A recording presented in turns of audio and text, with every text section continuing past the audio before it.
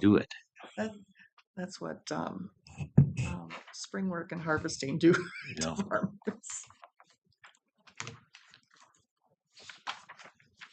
Okay, morning everyone. Morning. Morning. Got a few action items today. First one being a special use permit request to seek funding through our AIS prevention program. Union Lake Sarah Improvement District applied for funding through our Aquatic Invasive Species Task Force to apply herbicide to treat Eurasian water milfoil in Union Lake. We have a budget line item. We've been budgeting $15,000 for special projects. The last few years, we kind of upped that a few years ago due to several factors, but historically we've had about $10,000. We budgeted $15,000 for special projects in the past few years.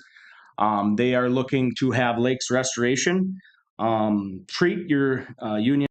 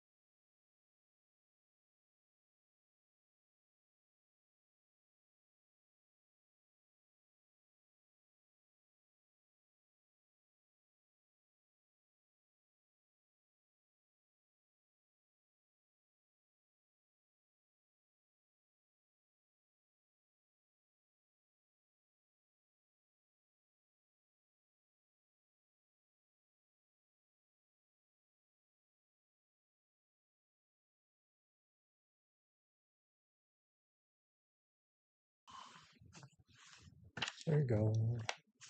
Back to this. There you go. Thanks, sir. So historically on surveys, it's hugged these kind of shallower bays of Union Lake. This is the campground bay on the east side of Union Lake, fairly shallow around the edges, and then it's deeper in the middle. The weed can grow up to 12 feet deep. So, I mean, these are the high density areas of prior.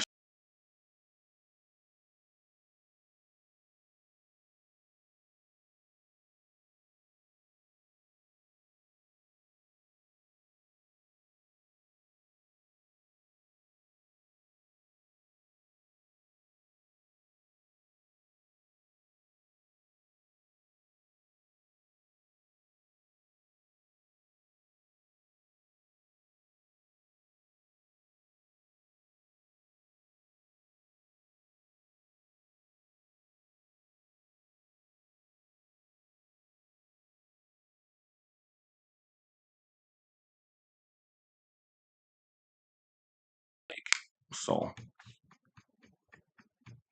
the survey I will mention too also is to survey Lake Sarah to see if there's any of these aquatic invasive species. Obviously, there's two in Union Lake, curly leaf pondweed and Eurasian water milfoil. The last prior survey indicated there was no Eurasian water milfoil or curly leaf pondweed in Lake Sarah. So we want to keep it that way. That's the point of these chemical applications. Eurasian water milfoil can spread with just a little fragment of the plant. You get it in another lake and it can take in the right condition. So that's really the goal in assisting our improvement district. This past year, Union Lake Sarah Improvement District has levied tax funds for people around the lake, Union and Sarah, to become more self-sufficient in some of these things. You know, costs are not going down, and so they are levying some tax funding, you know, to pay for some of these things moving forward. So I guess looking for a motion to approve the recommendation of the AIS task force to award the special project funding to Union Lake Sarah Improvement District in the amount of $15,000 for chemical application of liquid herbicide to control Eurasian water milfoil in Union Lake. And do you know the name of the chemical? What is yeah, it's liquid 240. Yeah. Yep. It's on the application here. Paul, that is a liquid. Is it on there? Should be on there. It is. Not on that. It's on the billing. Oh, there we go. There we go. Product 240. It's a liquid 240. Is there a motion to proceed?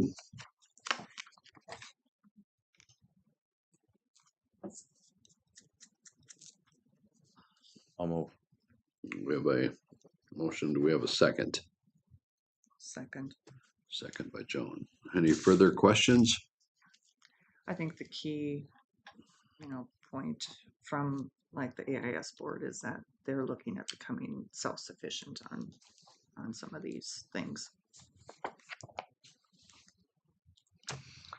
Yeah, the county seeks allocation through the Minnesota DNR to run our AIS task force, and it's always been our prerogative that almost a quarter of our funding goes to this special project, and that needs to be declining and not we're not going to exceed any more than 15,000. It's just not going to happen. We're going to increase some increased costs with zebra mussels and the news of that. So I will do some more looking into what actually is in 240. Just a little concern when it's just like the stuff we put on our fields. Yep. Just that stuff, what it does to the food source, what it does to the fish, what it does to that, and when we ingest that, what it does to the body, that kind of stuff. That's the thing that brings to my awareness and my concern. So I'll do my own investigation. I'll bring that back and see what it does. There's so much information out there, so I want to make sure I know what the information is telling us and make sure that the information is correct. I just want to make sure that what the part per million the body can handle and what it can't handle. As we know, it's chemicals in our body. yeah, and I just side note on the 2,4-D is obviously it just doesn't target Eurasian water milfoil, and that's why we're targeting high density areas. It is killing native plants as well. Yeah, So that's right. we're in this conundrum where we're targeting it. We're targeting in the right time of the year to target that plant, but we're not. This chemical doesn't just go after that plant. Yes, So it goes keep that in mind. That's my concern is if we're doing it and so then what is the overall effects? Is it affecting the fish? Are we getting it ingesting it? That kind of thing. That's my only big concern. And I know that's a far-fetched theory and thing like that, but it's still got to be looked at. That's all. I would just say that in my youth, when I worked as a flagman and for aerial spraying way back when, sometimes we used to lay down and let them spray right over the top of us. Mm-hmm. And that was 240. Yeah, I know. And I'm still here. You're still here. You haven't died yet, I know. Hopefully you closed your mouth. Yeah. Anything else? All those in favor say aye. Aye. Opposed, motion carries. And thanks, Paul, for following up on that. Let us know if there's anything that we definitely need to pass on to Jake. Next action item I have is the grant and loan funding for a septic system fix-up. We actually received an application from David and Shelby Fritz, and this application, we've been taking applications for funding all year. We had a little bit of leftover funding. The long and the short on this, we didn't have enough funding to help them to do 80% funding, which is what they qualified through our low-income fix-up program. We did have an amount of $6,762.60 remaining in our MPCA grant funding. We are asking the board today to allocate $6,500 of that remaining fund to David and Shelby Fritz, and then the remainder of the project, which is a little over $6,700. I do have it listed here. I'll go down to the request. $6,700 would then be run through our county loan program, 10-year payback.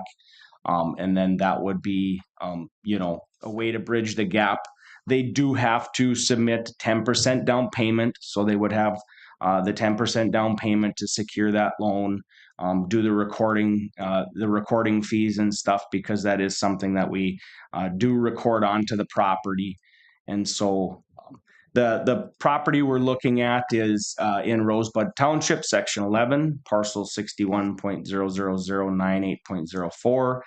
They have met all the qualifications to receive 80% grant payment allocation through our program. Just a matter of that we don't have that amount of funding, so we're looking at doing a little hybrid. What's the interest rate then for that they would pay? 0% interest That's what I rate. was wondering. Yep. Okay, good. It is, so we don't split pennies down the road. It is 0.00001 or something. Sure. So, Okay. and that's just so we don't have a half penny left over. Or Sure. whatnot. Mhm. So,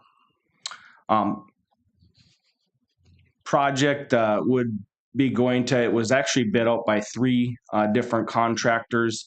Lowest bidder was Brandon Magra with a project bid cost of $13,200 to install the septic system.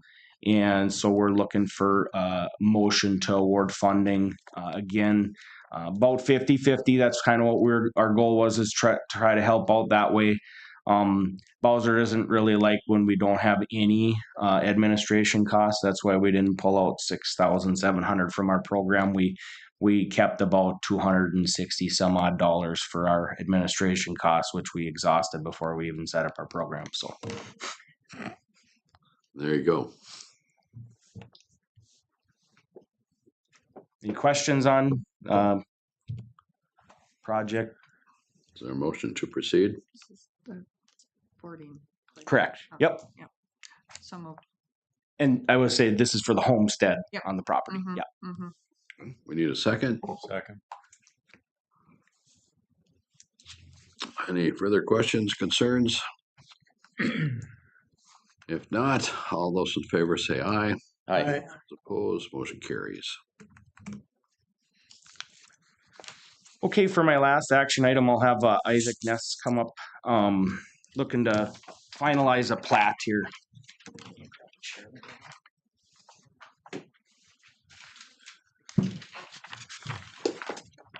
Copy of the final plat is in front of you.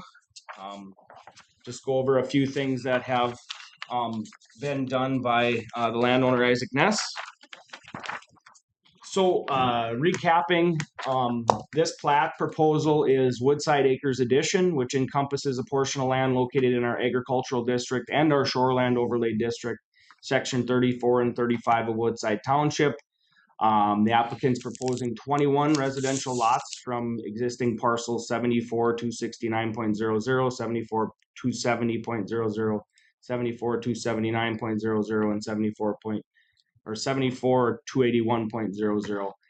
That plat encompasses approximately 57 acres of property, and then again split into 21 parcels. Some of the lots in there are located in the shoreland district of 2 natural environment lakes, one of those being on the north side and one on the south side. And then the southeastern portion, there's 2 lots that are located in the Union Lake shoreland district. And so there is a shoreland district created by a water body 1,000 feet from the extent of that water body, moving upward onto the land. So that's why we're clipping a few different shoreland districts there. Extensive wetlands on the western portion of the plat. The existing public roadway, so that is CASA 42.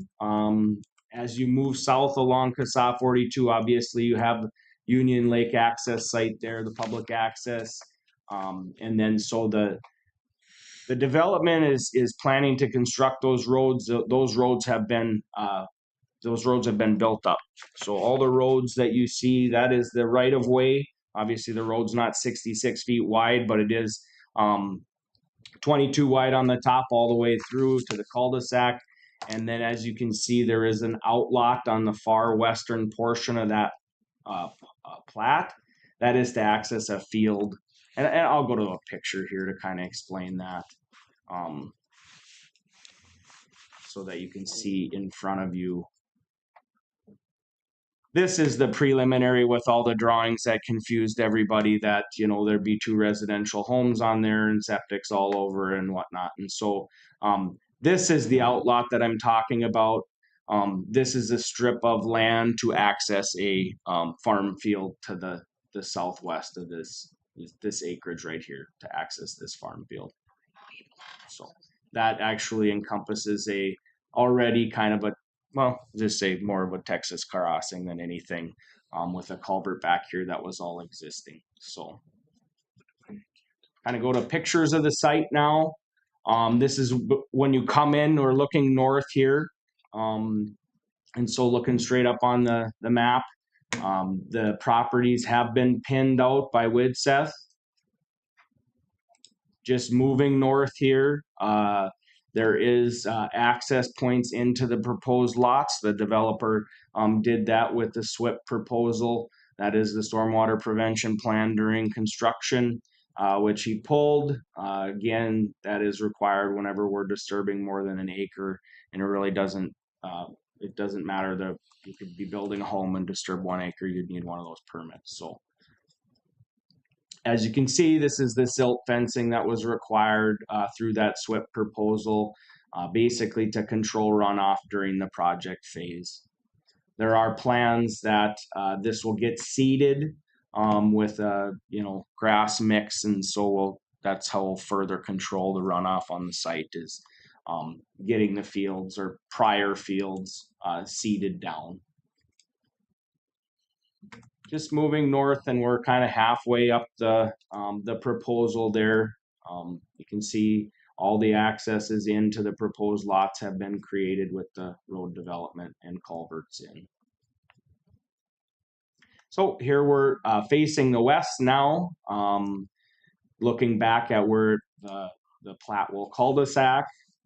Just continuing west here, there is a little bit of a draw here with the culvert to push. It actually kind of splits. The water runs both ways, north and south here. So, and that is the extent of that draw.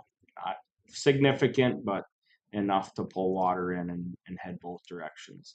This is the end, the cul-de-sac there, and that is that field approach to the southwest. Now I'm looking, this is actually looking south along CASA 42. This is that stormwater retention area that's labeled on the far eastern portion of the lots. Basically, this is to make sure that all the water from the development is going to hold in this area, and then eventually it will push under the road. There is quite the volume that this thing can, I think I got a better picture here, is probably about 3 feet there from what was a pretty good significant rain event. That's the water that's holding in it right now. So it's bone dry. That was 2 inches of water, or 2 inches over 2 days, I think. I'm assuming that's the only time it's rained since you've been out there last. So yeah. Yep.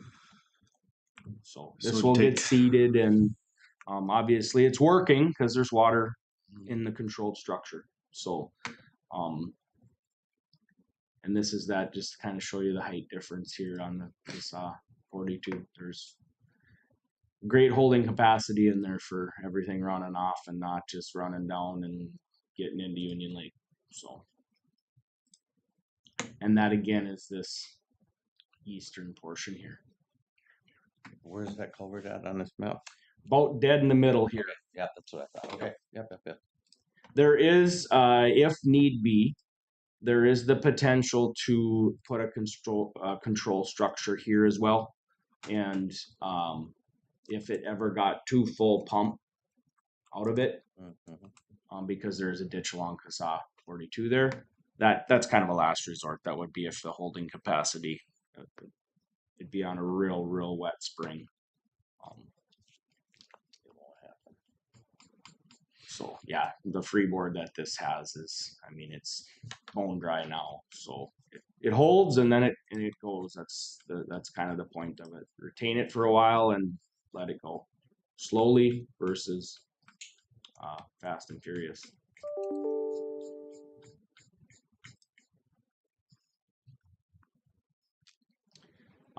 The developer did put covenants in, kind of highlight the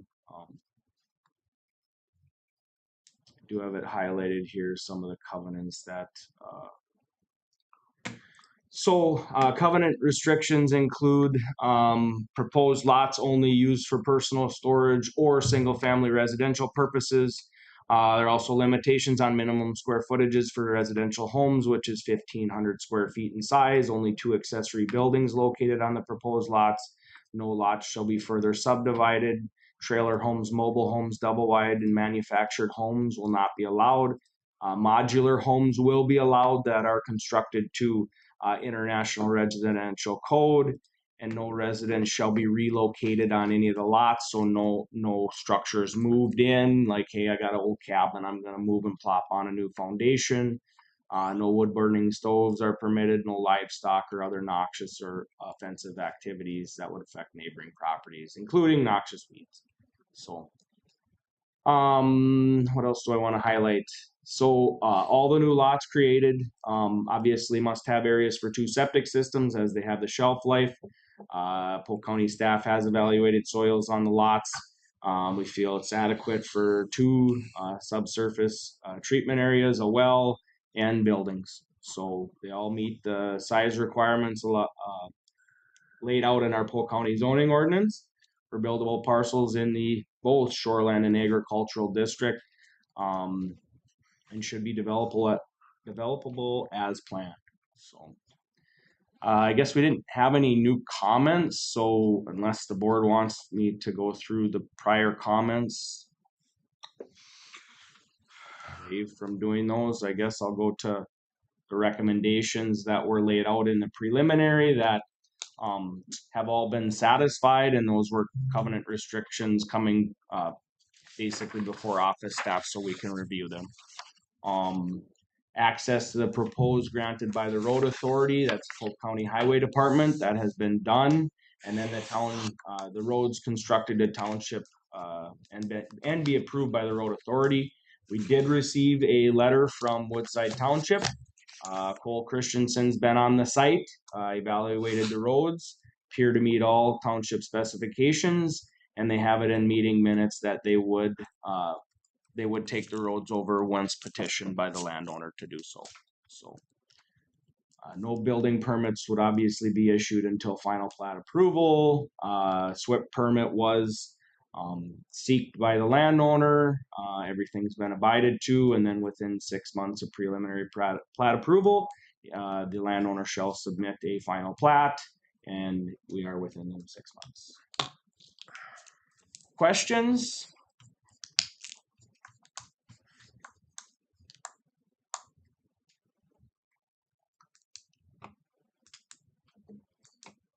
Comments, questions? Anything for Isaac? A lot of work. You want to share your vision of what you'll have here? My honest vision from the start was the way we're doing this, you buy a lot, it's your baby. You do what you want with it. Obviously, with the There's covenant some in mind. Specifications, Yep.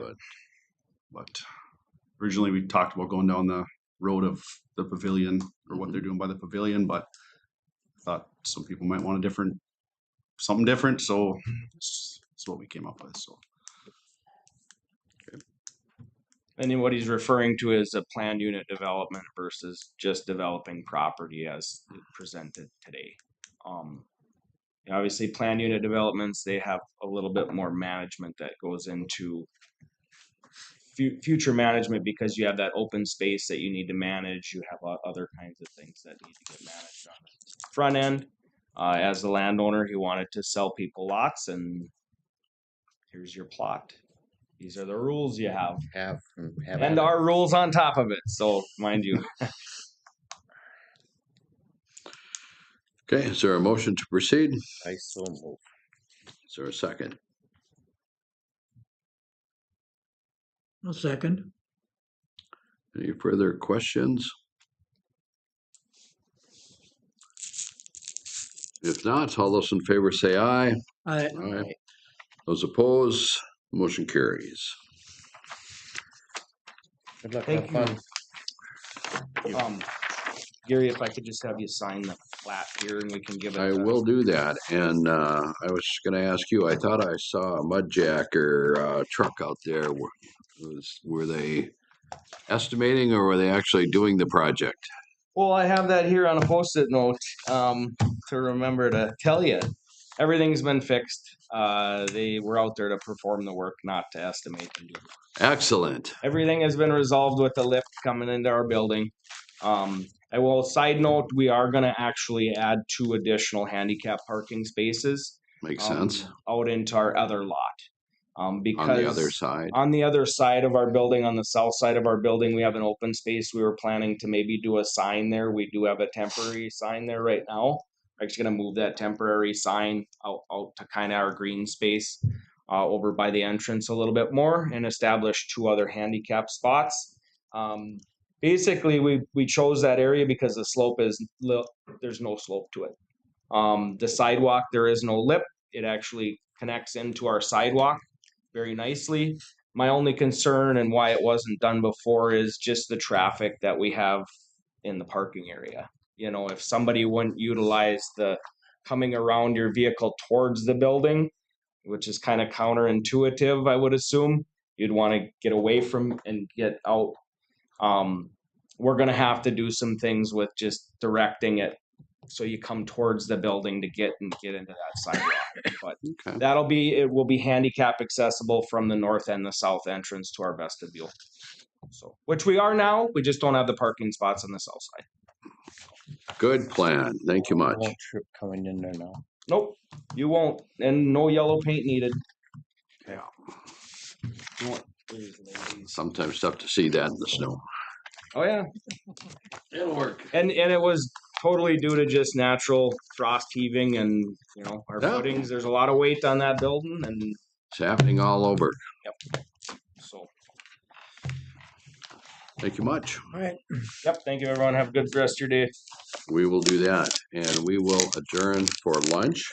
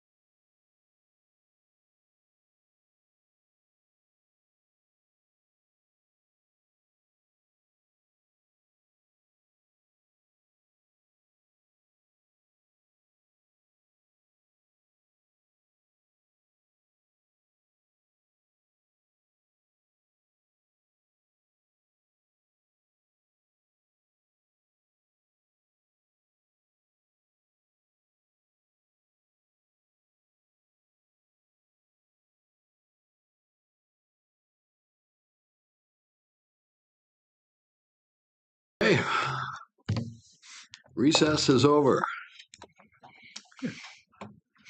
Mr. Witseth, I believe you were on the agenda. Yeah, so I'm bringing before you the back, I think it was in May, Brandon Carlson came before you Right. about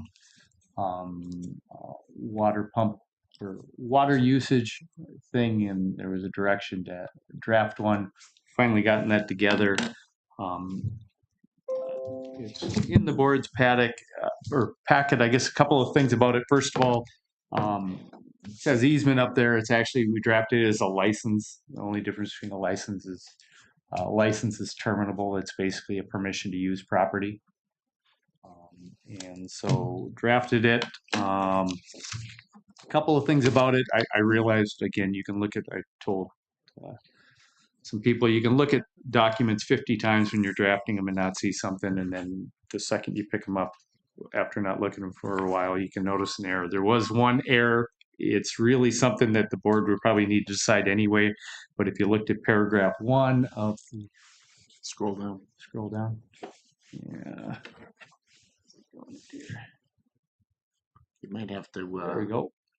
Paragraph 1 here. If you look at it, it says for an initial term of 10 years or until December 31st of 2029. Well, it's actually supposed to read 5 years. It was supposed to be 5 years with a 5-year thing. It could be 10 years. It could be 7 years. It's really whatever you guys decide you want to do.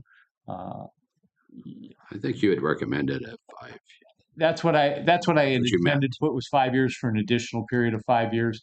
The other thing, and basically it allows Minocqua to come in to access the property, to put in a pump house and the connection that they need to get to their current transmission line, and then to pump, to use the county's riparian rights to continue to pump water. And that's a permit that they have to have, the county's riparian rights to do this. It's a permit that they get from the state, and then that controls how much water, the state controls how much water they can pump from the thing. A couple of things it does provide that if there's any default, it terminates. Either Minocqua or the county could terminate it with 1 year's notice.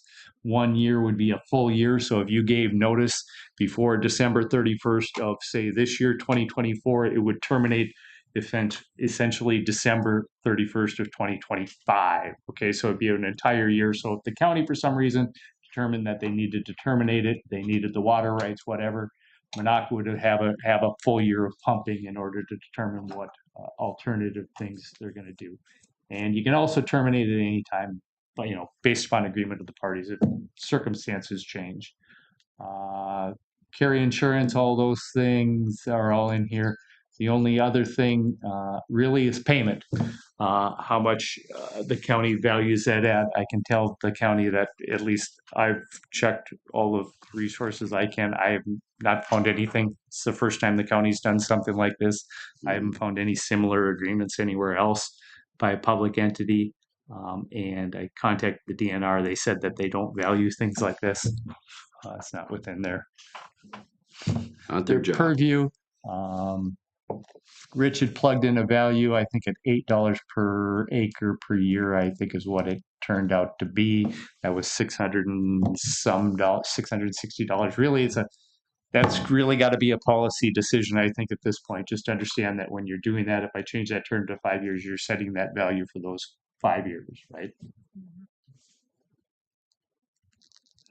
Any questions on it, or any questions? Brandon Carlson from Minocqua is here too, if you have any questions for him. Everything's going well with your part of the project? Well,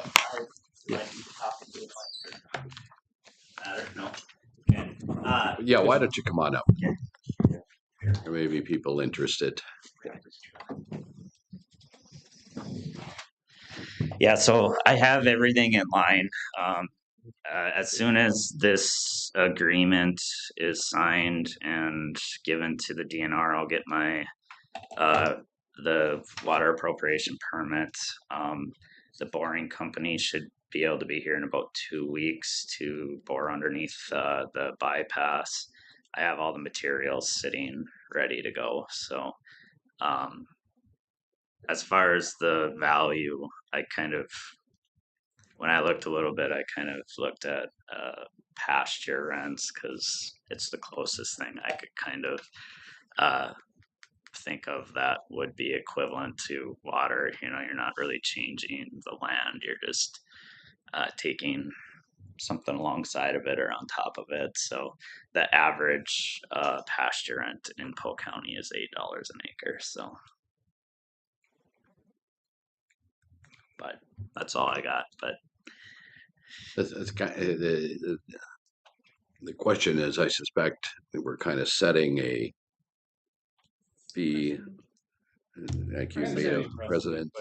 Is that an issue or not? I guess that's, I don't know. I mean, not legally, it's just, someone comes back before you and some other parcel, you've kind of set the fee, right? Right. At least the figure. Mhm. And I'm not saying that $8 is wrong. I have no, I know, I think Chuck's looked too, and we have no ability to give you a figure to say he's right or this is right. It's just whatever thing is, wherever you set it, you still have the ability, if you determined it was wrong, you can cancel it on a year's notice. I mean, or you can go back to them and negotiate if you thought that was wrong. So if you came up with some value and determined that maybe it should be higher, maybe it should be lower, you can always go back and negotiate that. That's always going to be a method.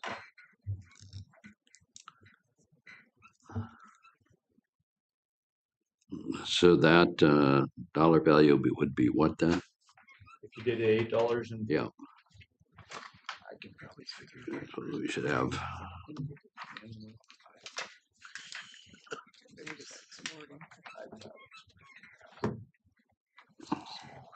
How many acres is that total? 78.79.14. 79.14. So Thanks, Joan. 8 times 8 is 64. Let's see, so 640. Got the old copy.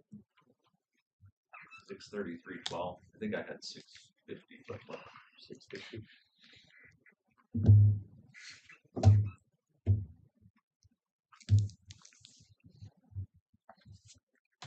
So the motion would be to amend the contract in place, or is it a new contract? It's new, New. right? So there's nothing, we're just setting it. So essentially, if you tell me what to plug in there and, you're comfortable with that 5-year initial term and then 5 years after that, I'll plug in that figure, I'll get it back to you, and I'll have it back to you to Chuck in 25 minutes. Or who's ever signing it. You're okay with $8? yeah, I'm good with that. Well, I'll move to approve. I'll second.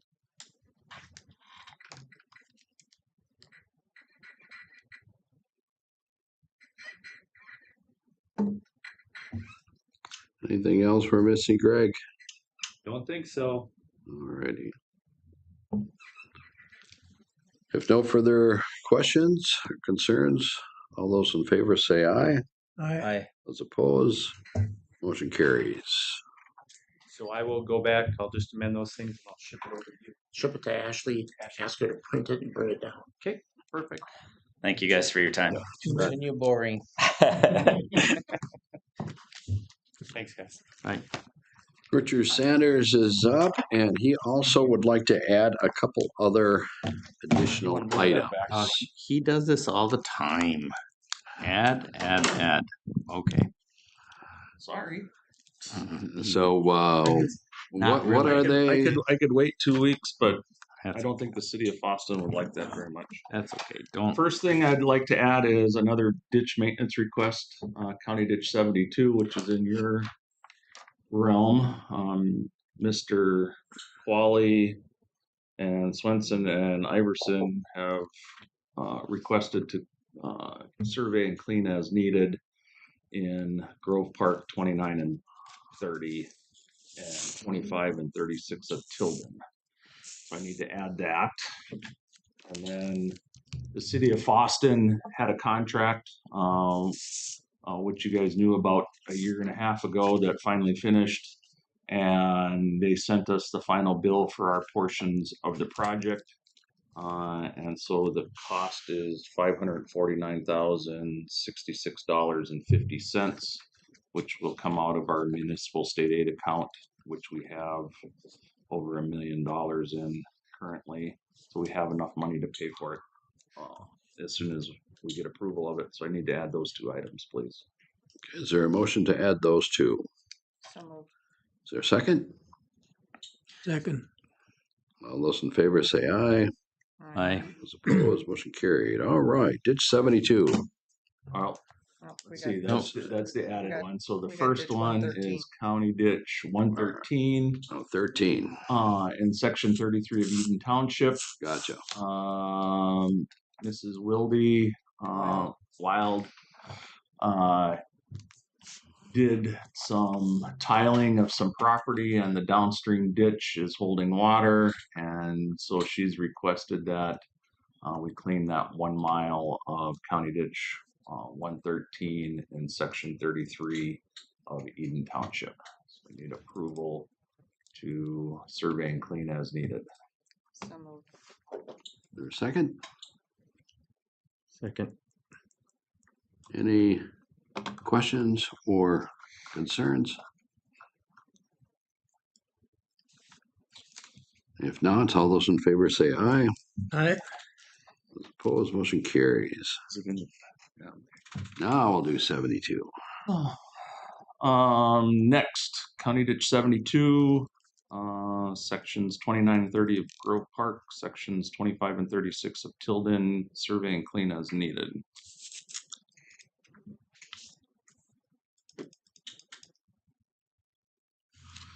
Is there a motion? There's not a thing up there. This is yours. So move. Is there a second? Second. Second by Warren. Any questions, concerns? If not, all those in favor say aye. Aye. Those opposed, motion carries. Item 3. Okay, so the bill for the city of Foston, CASA number 1, SAP 060601-068 and SAP 060-606-031. So basically Johnson Avenue or CASA 1 from the street light and south to the south limits, and Johnson Avenue from the street light north up around the curve by Brant Avenue.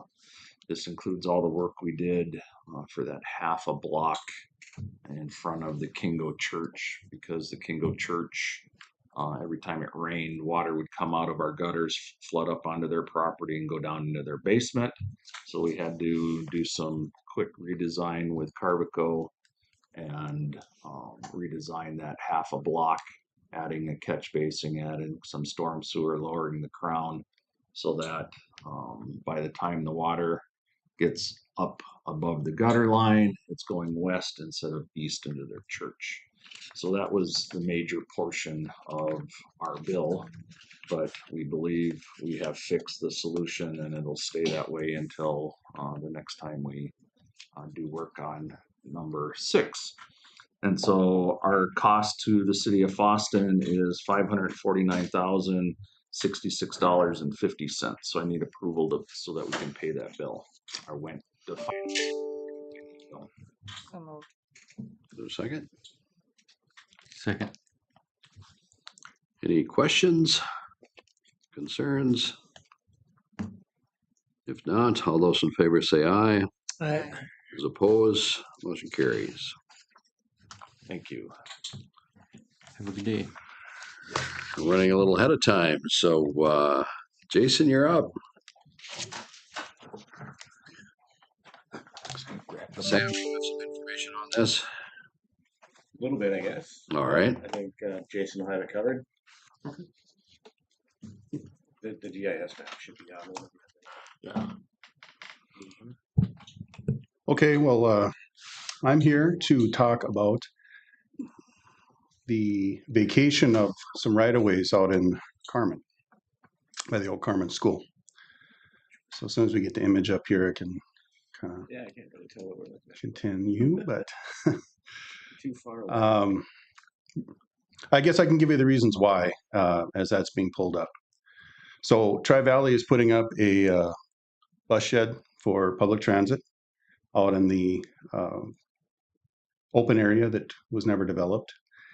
And about the time we were funded for that, I received a request from ASEC, the Area Special Ed Cooperative, to consider allowing a setting forward facility out there for kids with special needs. So that hasn't been funded. The bus shed has. So when we bring the image up here, we'll see that right now there's a street that bisects property Tri-Valley owns. And when I approached the city about vacating that, they asked if we just wouldn't approach all the owners, property owners on the block and get all of the right-of-ways vacated. So that would never come up again. Give me one sec here, Jason. I just want to use Sure. my link that I normally do. Oh, I suppose I can't get to it through Chuck's. Sorry, I asked him to make sure that that we had a map, and he didn't know which one we were using. Oh, for Pete's sake. It's right in here. Can you scroll in? But it doesn't show. Oh, that's it. South Front. So let's see. How about this one? That one looks like it. Right in here. And so there is a right of way that runs the T across. Is that should be in the packet too? Oh, do you have these? Oh, okay. They're in the Wait, packet. go back to the packet. Scroll down. Grab the mouse. Which one is that? Back to you driving. Yeah. Oh, there we go. Okay, I made Is a that the map. one you were looking for? there we go. Yeah. Yeah, I thought that it was. imagery in there. I thought it was in the packet. So in the upper left, you can see that's the Carmen School, our current Head Start facility there. Tri-Valley owns the open lot then to the right of that. So we had initially approached the city about the street that would, again, bisect those two parcels.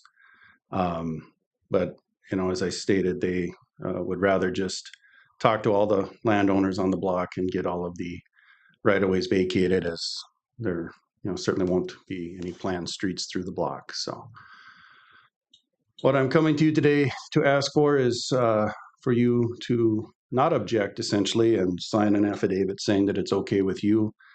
The city's normal procedure would be, if all the landowners agree, to take the land in the right-of-way and split it between the adjacent landowners, so that you wouldn't be losing any property here, gaining a small amount. The parcel to the west of DAC is Carmen Park, if you're at all familiar. And even though the city has a park on it, it's actually owned by the school district. So I'm working with them on their portion of this.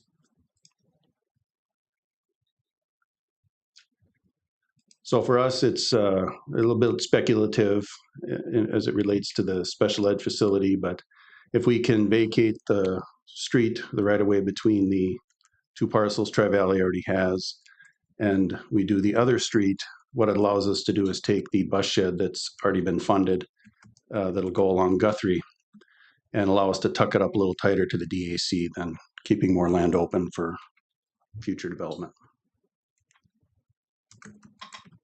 Jason, we had talked about possibly doing all of that one that goes east and west to Tri-Valley when vacating.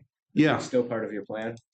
You know, without having talked to the school district, I think it would be fine to just leave it. I appreciate that thought, but the only thing that I would suggest we could do is do something here that would be contingent on the school district agreeing. But absent that, I think it's fine to just do whatever the city would normally do, as long as you're in agreement. You just want that one little section between the school and your open lot vacated. Well, that's all I was looking for, but the city would like to do it all at the same time, so it doesn't come up again. And if we do the east-west right of way, it does allow us to tuck that bus shed a little closer to the DAC, keeping more of the open space available. And just so you know, two board members here for Tri-Valley too, but that little triangle is also Tri-Valley's. So if the ASEC facility were to be funded, the city has indicated they would be willing to discuss reconfiguring Guthrie Street and maybe taking that gravel road out to facilitate the construction of the special ed facility if it comes to pass.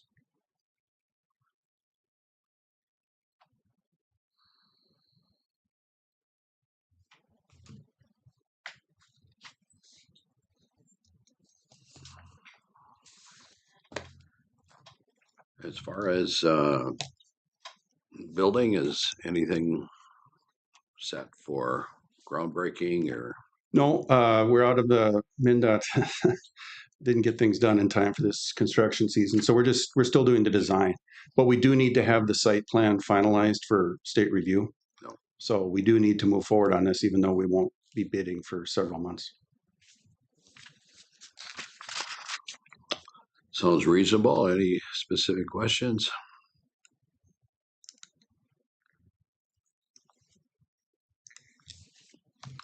If not, we have a motion and direction to go. Yeah, we're looking for a motion to sign the petition, correct, Jason? Yes, and I've got that here. Yep. And that's to remove the red lines. Well, the yellow lines that are around the red lines. Yeah. Yes, correct. Yep. The red lines would be the new property lines. Mm-hmm. Right, right. So move. Is there a second? Second, Any other questions or concerns? If not, all those in favor say aye. Those opposed, motion carries. Well, thank you. Good to go. Jason, you might want to have them sign that before you go then.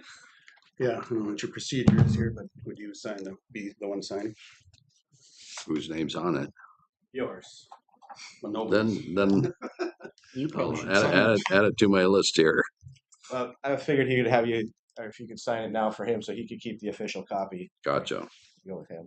So that just goes to the city denoting that there's no objection from the county here to vacating the right of way. Why don't you have him scan and send you a I have copy, a copy. not sign though. No. Yeah, I'm thinking of the sign one. Yeah. All right, right here. Middle one, that's the county. And the school and the Tri-Valley area, good shape.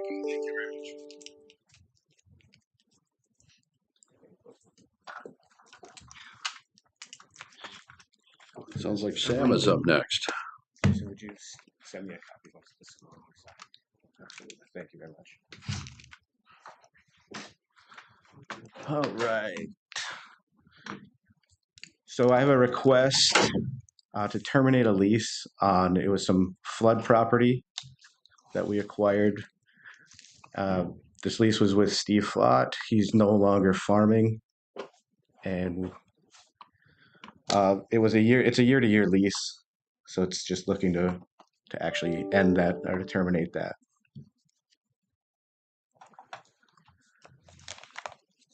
I'll move.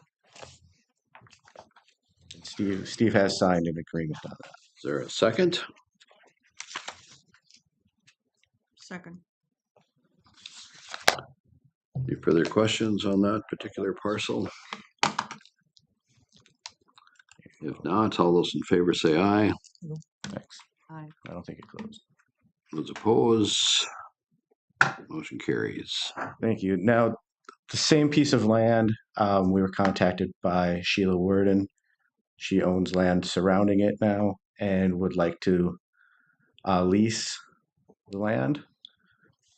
We sent the lease to the county attorney's office, and they returned it back saying, "Yep, everything looks good for the county to enter in if the board were to approve making that lease or signing the lease." Sheila lives about 2 doors down from me, and I'll move to approve. I gave her a rose yesterday when my old plant, so. She got one before me. Little payola. Is there a second? Second. Any further discussion? And again, these are all there's seven other buyouts that are leased, and they're all at $25. So this one will be at the same. Follows. Yep. Okay, all those in favor say aye. Aye. Aye, those opposed, motion carries. Thank you. I will just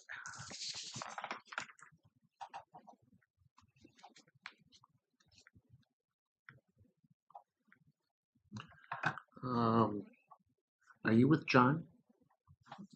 I'm okay with CERS. You're with the CareOX program? Or the, no? Oh, okay. I'm just trying to figure out on the agenda. Because now we have a gap. John's not here. Not yet, anyway. But he's supposed to be here at 2. Yeah, we're running a little, We can do some of my items if you want. sure.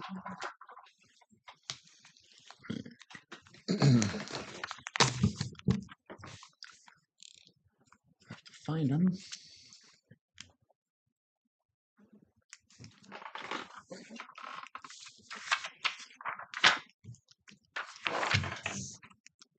All right, the first item I've got is a revision or an amendment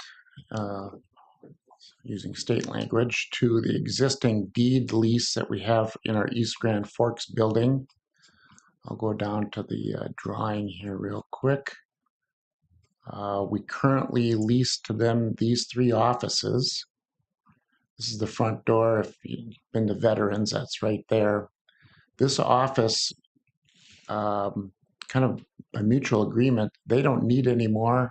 Sheriff's Department would like to use that for their remote dispatch location. Staff has talked about this for a couple of years. We've mentioned it here as well. It's about time to move on that. That would reduce their square footage to these 2 rooms up at the entryway. It's a little bit of a reduction in rent. I think it's about $488 a month right now.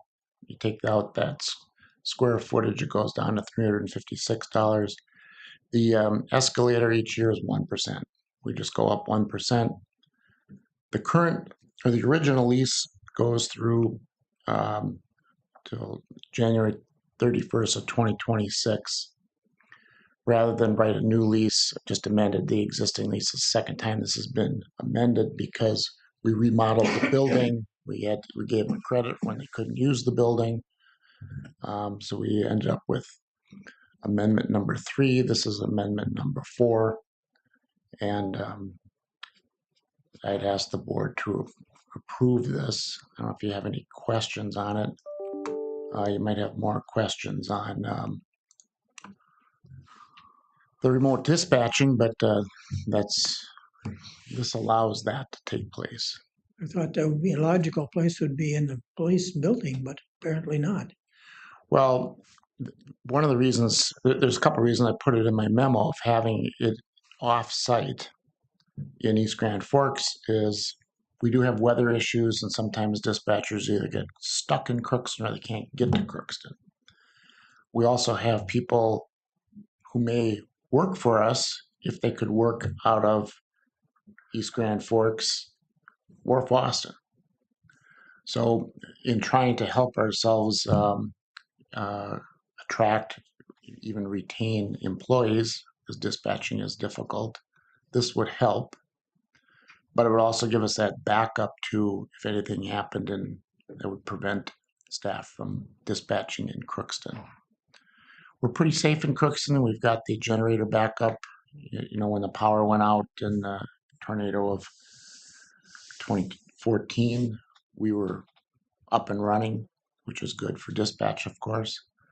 But they do have some weather issues from time to time, and people are camped out.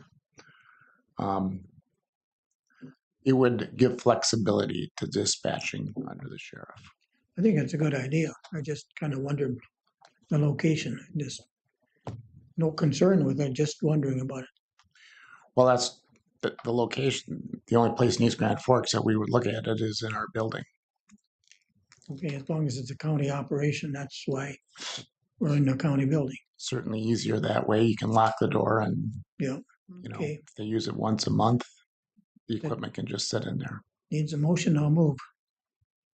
It does. Yes, is there a second? Certainly helps. Has Sheriff Tadman purchased the additional equipment? I know it was on his He, list. he told me that he's ready to go, and I said I gotta do this, but you can go. There's some wiring that has to be done in the office, but the deed people have not approved it yet. They have to run it through St. Paul, Oh, okay. so there could be some minor changes in here. I took it upon myself to try to do this. I'm not the best at that, but Greg looked at it and said it was fine. So if I have to edit it a little bit, I don't think it'll change anything materially. The space is the same, the square footage rate is the same. So Anything else? If not, all those in favor say aye. I, Those opposed, motion carries. Seconded that. I did. Thank you. And Warren, motion. Okay, okay. Let me make sure. I asked her if she was John, and she said she wasn't. Not today. Not today. Why don't I just knock off a couple more of my might items? as well. and then Yeah, we'll we're certainly on schedule. Okay. The next item is just a preview of the bond sale for the landfill expansion. Just wanted to make sure the board had the information. One thing that came up yesterday is that the bond sale itself for our pricing committee, which is Joan, Gary, myself, John Steiner, and Ron Dennison, will be at noon next Tuesday. The bonds are actually opened a little bit before 10. Baker Tilly then puts it all together, reviews it, makes a recommendation to us at noon. We'll do that via Teams. Well, they had sent, I think it was Lauren that sent out a poll to see what time.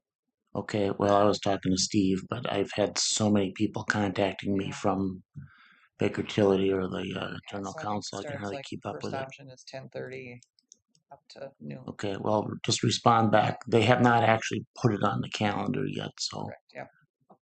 Okay. yesterday was noon. That's the last I've seen. The other things that are in here is the fiscal analysis that North Star Erickson, Nick Dragisich and Alan Erickson from Erickson North Star LLC did for us. This is helpful in selling the bonds, but also making sure that we know that this is fiscally capable of being done. So it's actually very good information. I know it's a lot to read, but the analysis led us to basically say we don't want to do a wraparound structure. We will just do a stack structure. Yeah. So Straight 20. yeah, and I think John has taken some of it to kind of work through his budgeting too for bond payments and so forth. Of course, that'll change when we get the actual bond sale. Mm-hmm. Very, very good, very helpful for us long term. The other thing we got was, I think Joan mentioned being on the bond rating call. And we did get our bond rating, which we hold at our AA status, but we also get the state's AAA because the credit enhancement application went through. I realize there's so many spreadsheets. Mm-hmm. Yeah, it's man, oh man. How many? Well, there was 280 some pages, he said. 298. Well, that's for the whole packet, but that was a big chunk of it. This is just a small portion. that's just a small portion. But yeah, long-term rating, AAA stable, which these two ratings help us in making this an attractive sale. Sure. We should get an aggressive interest rate. Yep. Let's see, was there more on that? I don't know if there's any more questions on that. I'll try not to what's get it. the going interest rate? Oh, I have no idea. Actually, it's probably We're estimated. not in those 2% areas I think or it's a little less. higher than that, but that's always relative to inflation. Yeah, 2% sounds low, but if inflation is 2.5%, it's relative. If inflation of 6%, and you just don't want it to go like this. But we'll see. We'll find out what the Tuesday. market says. Yeah, everything seems to be kind of moving in our favor in a lot of ways. So the next item is a resolution designating the St. Paul Port Authority to administer the Min-Pace Clean Energy Program on behalf of Polk County. And what this is a state, it's a state program as an incentive to businesses to invest in energy saving improvements to their facility. And apparently CaroX has approached the program. I'll be honest, it was a couple weeks ago that I talked to the gentleman. He was at the university campus in Minneapolis, but somebody here locally, that's you. Yes. I brought something that I can Okay. give you guys for it. I'm Anna Peterson, and I am, we are a partner with the University of Minnesota, the Clean Energy Resource Teams, and you can just pass one of those around. So the property assessed clean energy is businesses, small businesses, and nonprofits can all take advantage of this. So it is a really big deal for Polk County to be able to approve this program right now. And they can use this for energy efficiency, renewables, upgrades to their buildings.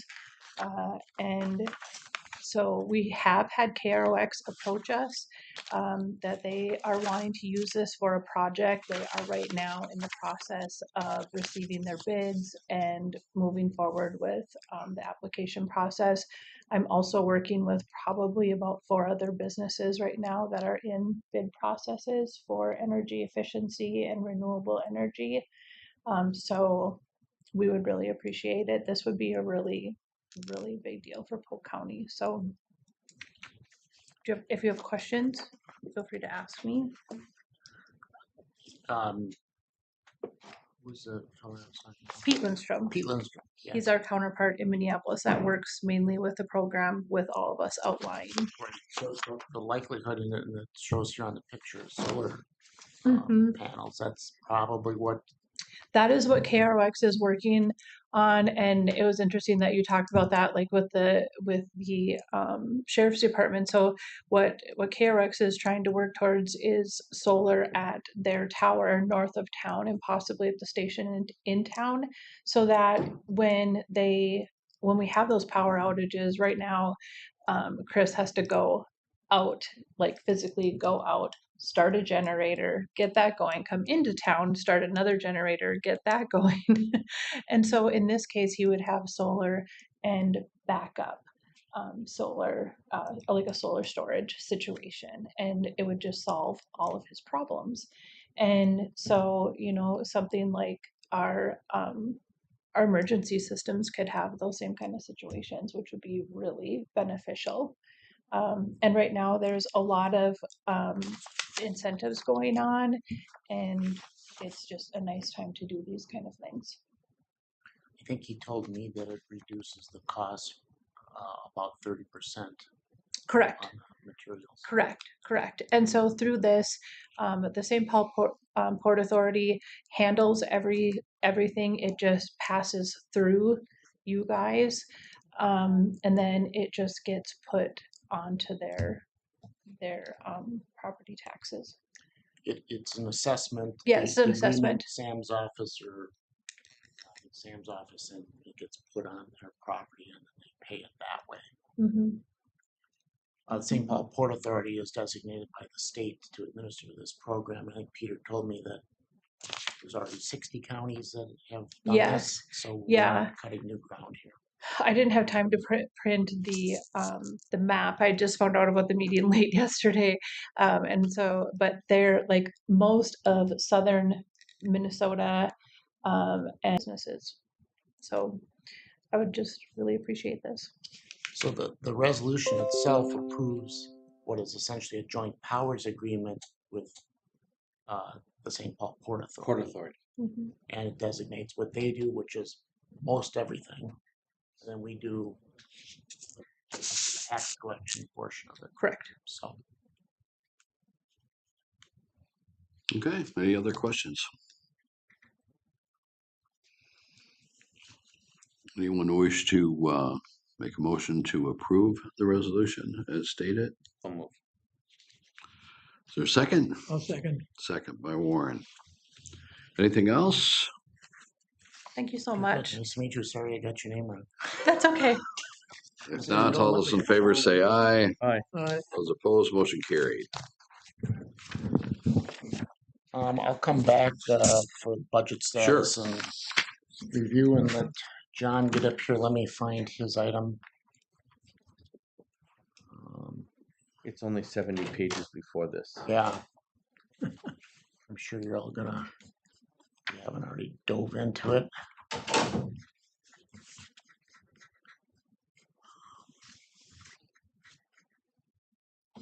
That's not it.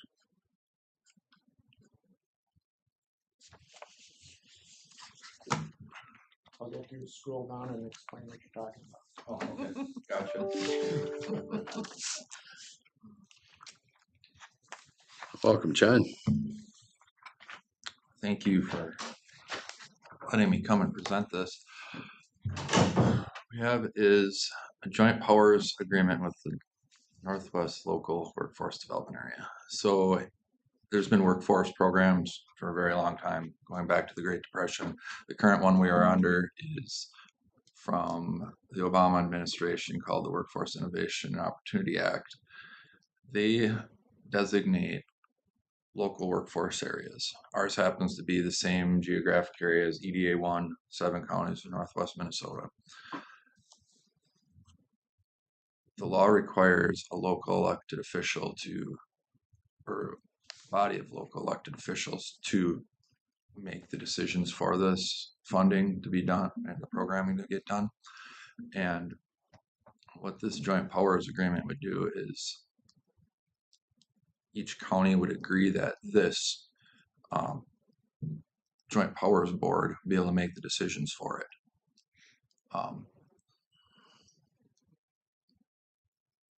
We're using the Northwest Regional Development Commission Board to be that board of local elected officials. And it is their duty to either themselves administer the grant funds or designate someone as the administrative entity and the recipient to disperse those funds. With the current agreement right now, Intercounty Community Council would be that administrative entity and grant recipient.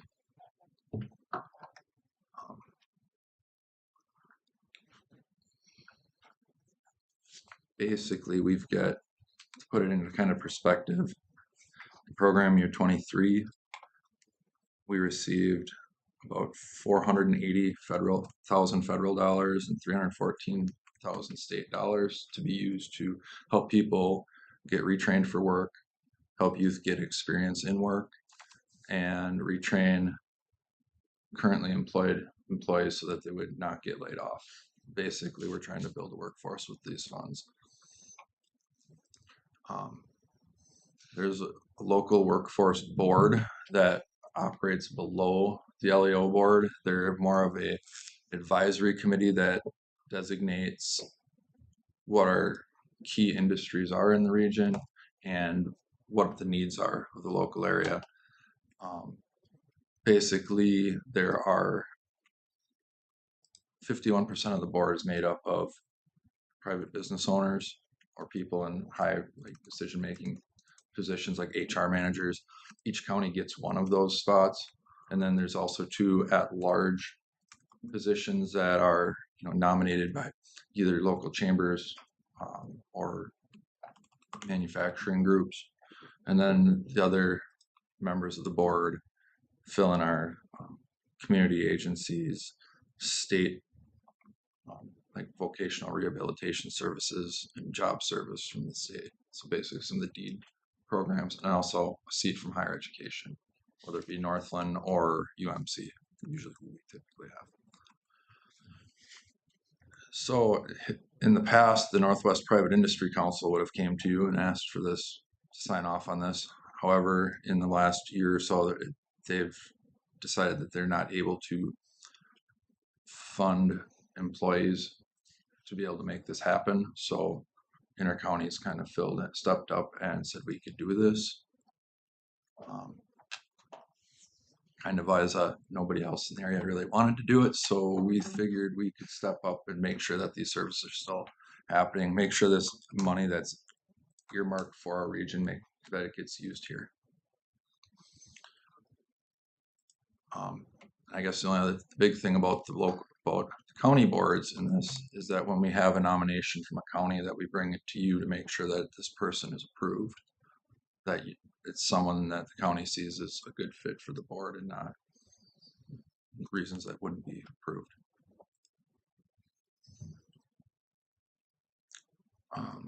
I guess, yeah, basically I'm just asking for the county to approve this so that we can use the Joint Powers Board or the RDC board as our Joint Powers Board. Is there a motion to proceed? So moved. Is there a second? A second. Second by Warren. Any further questions for John?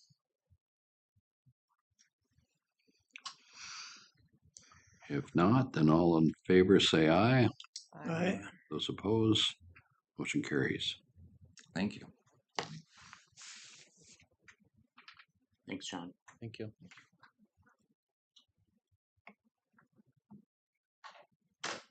Okay.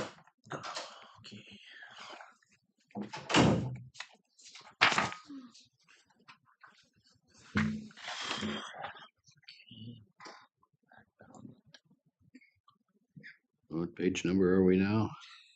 Yeah, I'm trying to figure that out. Let's see. Budget status?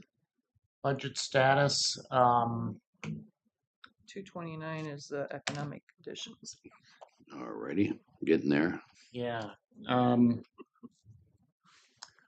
Yeah, I just have information for you. Ron has compiled a summary sheet. I really haven't looked at it too closely.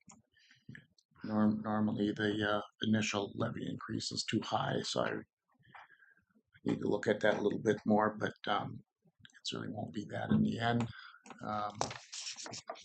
Work to do. It's that way every year. I just haven't had a chance to really look at it, and it's already been changed once. So what I gave you here is something that I got at a conference from Ron Wirtz, who's with the Federal Reserve. Probably nothing in here will be terribly surprising to you that labor is tight in Minnesota. The polls that you see in there are other county administrators. There was a county administrator conference last month. It's actually very, very interesting. Maybe it'll help give you a little perspective if you want to take that into account. I thought maybe the most obvious thing was winter tourism equals terrible. So What's the one before that? Go to the slide before that. One before that yet? Again. There you go. What is that one? this is a question that was put to the administrators. How would you describe recent economic activity in your county or community? So administrators from around the state, 56% said good, 26% said average, just okay, 13% said poor, 5 said great. I would probably put us in this category. I wouldn't put us in this category. We have a lot of things to work on, but I can tell from living and working other places that it's very stable here.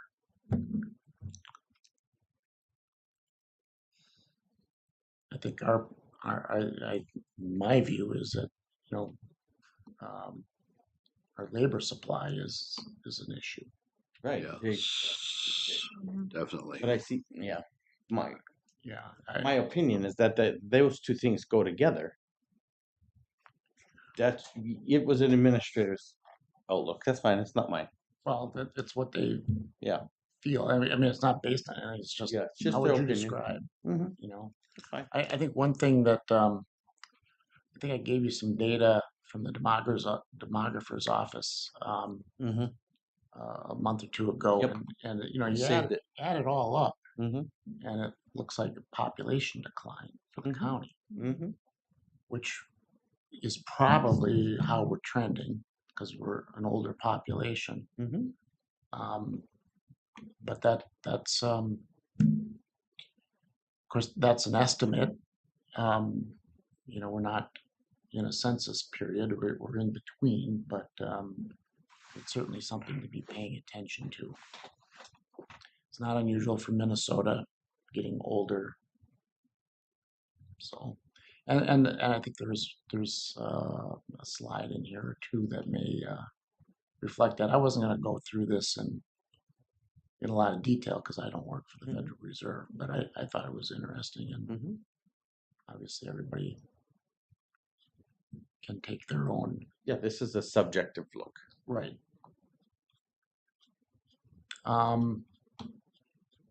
I go down here to my other information was more relative to our budgets. I don't know if you want to be going through any of that or not, but so I just as I usually do about this time because we're just over a month away from deciding on the preliminary levy. So I just kind of give you a few alternatives here with some historical perspective. These are the levies from the past. This is the program aid. We call the actual levies the net levy because program aid is meant to reduce the levy. We count it as gross levy over here. And then you can see the actual percentage increases year to year over here. We had 2.5% for the 2024 levy. And going back a few years, plugged in what the preliminary levies were, you know, so you can kind of get a little bit of a relationship between where it ends up and where it starts. Of course, this is the number that goes out in the budget hearing notice to all property owners in the county. And you'll need to decide this at the last meeting in September, which will be after your meetings with the departments on their budgets. I just plugged in a couple of options here, examples A, B, C, and D, and I made the numbers basically a levy of $2,250,000 and upped it by $250,000 each year, and that would yield anything from about just under 2.5% up to just over 5%. My initial look at this, you can always you have gone less than what I suggest. I just look for flexibility as I go through the budget to make sure that I'm not caught short after 1st of October, essentially, but probably in that 5% preliminary levy range. But if you wanted to do 4.5, I mean, just make it work. The big item that affects the budget for next year that we don't know yet, probably won't for a while, are where we end up with wages, since we're in negotiations with all 8 union groups. And then for perspective, I just threw this out here. You saw this last year, but this is essentially the tax rate, which is not a precise way of calculating it, but what it really suggests is that our valuation has gone up at a higher rate than our tax levy. When it's flat like this, it's going up at about the same pace. With our 2.5% levy last year and some things coming online like the Enbridge valuations, we did see a pretty healthy decrease in that comparison. So this is a good trend. It flattened out there, and where we sit for 2025, we've yet to determine.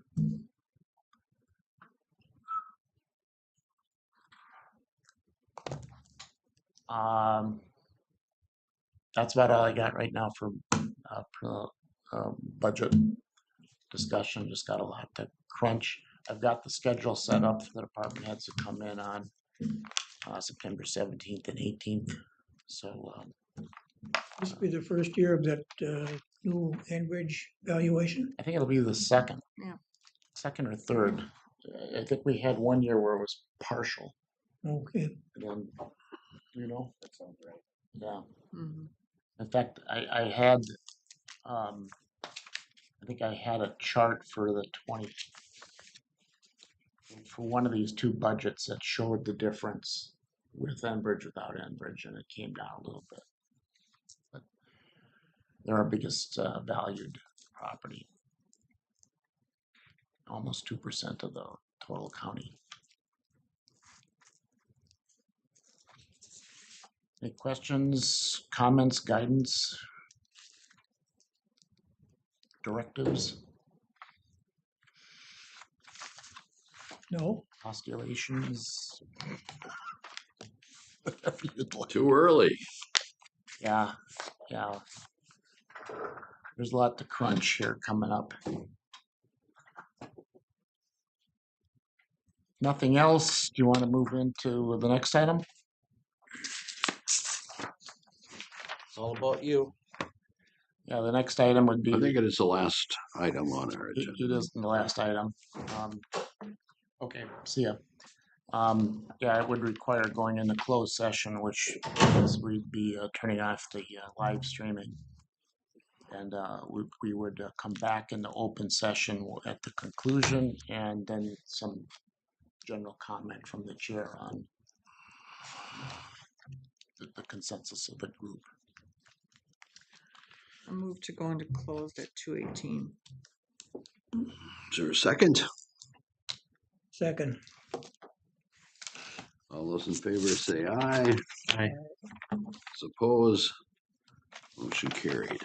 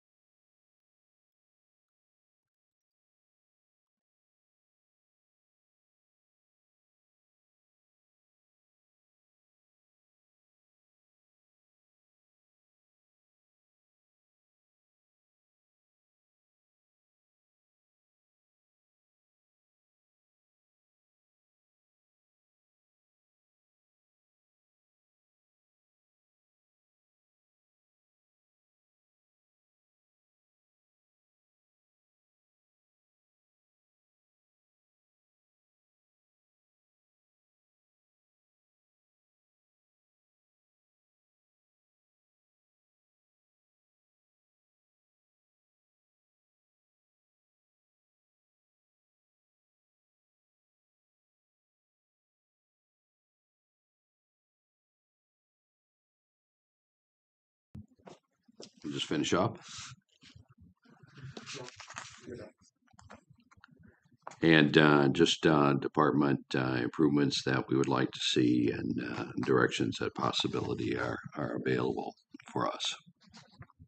So good job. Thank you. Appreciate it. Okay? We're out of here. That's all I have. I make a motion Adjourn. to adjourn.